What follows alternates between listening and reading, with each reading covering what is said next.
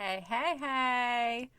Um, so, how's it going? Today is day 34 of my 100-day challenge, and I'm just trying something a little bit different here. So, I'm sitting, obviously, and I am using my microphone. This is the microphone that I use for my podcast, and I just figured why not try something different? So, if you have been with me for the past couple days, you know that I have been talking about the five biggest regrets that people who are dying have right before while they are on their deathbed. And so, this information comes from a blog and a book by Bronnie Ware. And the first four are: I wish I'd had the courage to live a life true to myself. I wish I hadn't worked so hard. I wish I'd had the courage to express my feelings. I wish I had stayed in touch with my friends. So, all of those things lend into the number five biggest regret that people who are dying have. And that is, I wish that I had let myself be happier.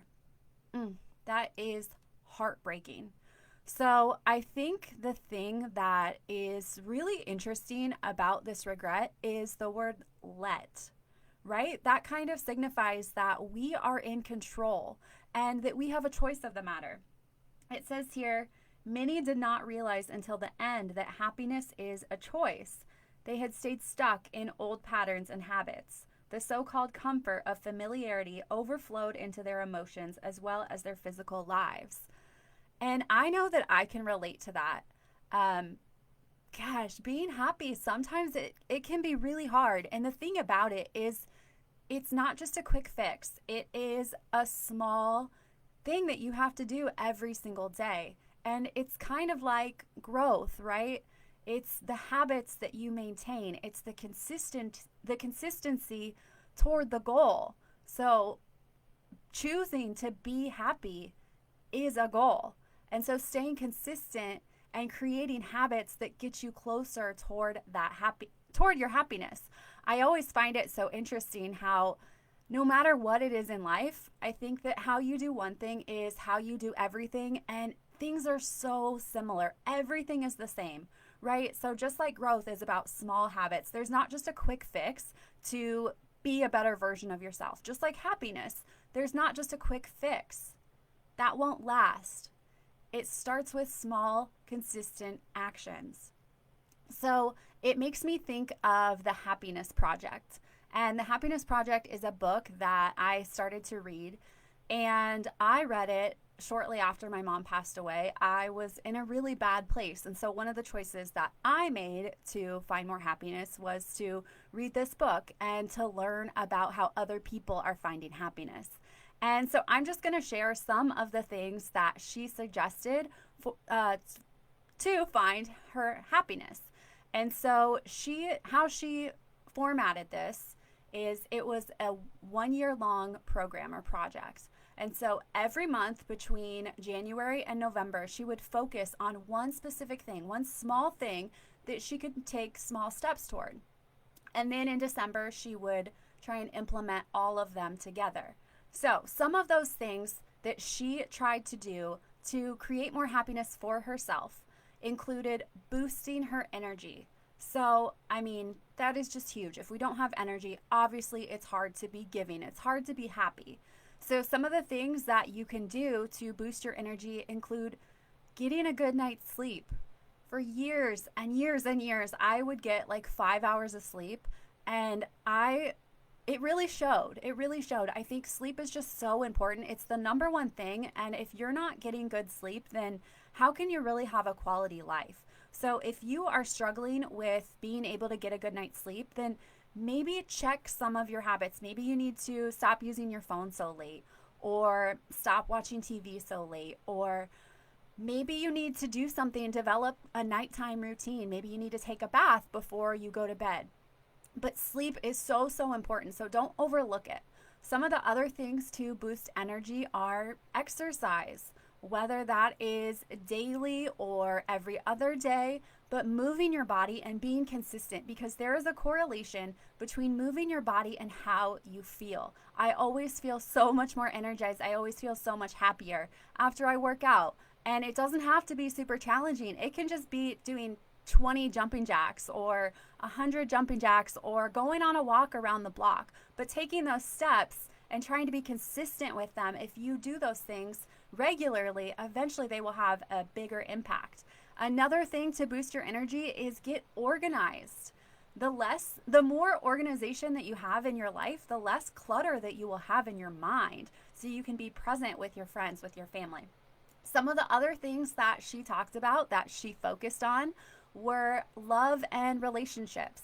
So she said that she focused on nagging less, on pointing the finger out to others less, and pointing the finger to herself, focusing on, okay, I want a better relationship with my husband, so what can I do to give him appreciation? How can I change this relationship? How can I give more to him so that I make myself happier? We have the keys within ourselves. Remember, the regret is I wish I would have let myself be happier. So let yourself make these choices. Another thing that she said that she did was to aim higher.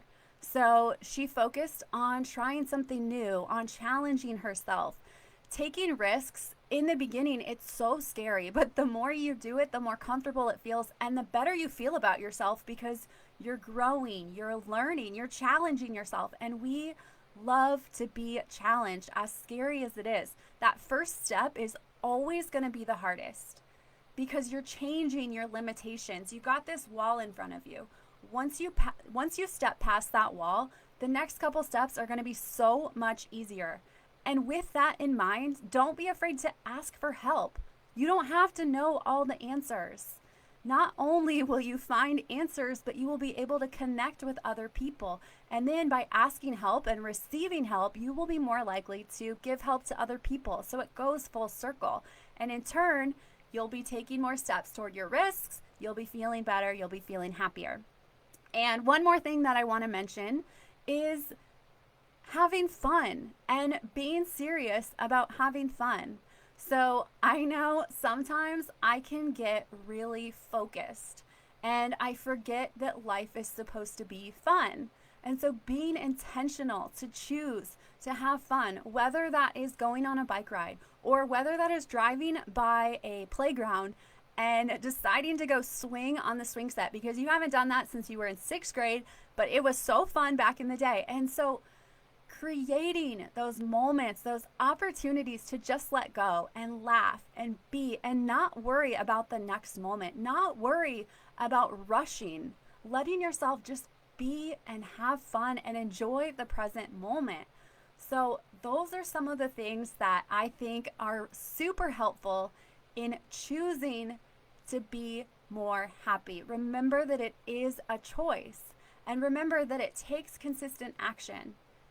It's going to be small steps, but over time, over a month, over a year, you will have put the foundation. You will have done the groundwork. You will find yourself feeling happier. I challenge you to try this. I challenge you to create your own happiness project. I know that I have been focusing on different things that make me happy and what I can do. One of the things that is kind of funny and kind of silly, I'm getting married next year, and that's not silly. But one of the things that I do that is really kind of silly but brings me a lot of happiness is I love my wedding dress. I have already picked out my wedding dress and I love it. And I have this video from when I was trying on a bunch of different wedding dresses. And I have this video of me walking in my wedding dress down the hallway of the boutique where I bought the dress. And when I'm in a bad mood, I just love looking at this video. It brings so much joy to my heart. Not only because I love that wedding dress and it just makes me look so beautiful, but also because that was a really special day. I got to go with my mom and my family to pick out my dress, and it just takes me back to that moment. And it's cool because I get to be excited about something that happened in the past, that moment, and then I also get to be excited about something that's to come, my wedding. So it's just such a small thing. It's like a 30-second clip, but it seriously brings me so much joy every time I'm feeling down and I watch that video. So find those things that bring you happiness and do them. Don't get stuck in your negativity. I know it's easy to just want to sit in it and to soak in it, but that is just a habit. Your negativity is just a habit, and you can change it one step at a time. Keep showing up for yourself. Remember, if you do, there is nowhere that you can go but up. And if you would like more free resources for inspiration, head over to my website, showuptogoup.com. I will see you tomorrow. Bye.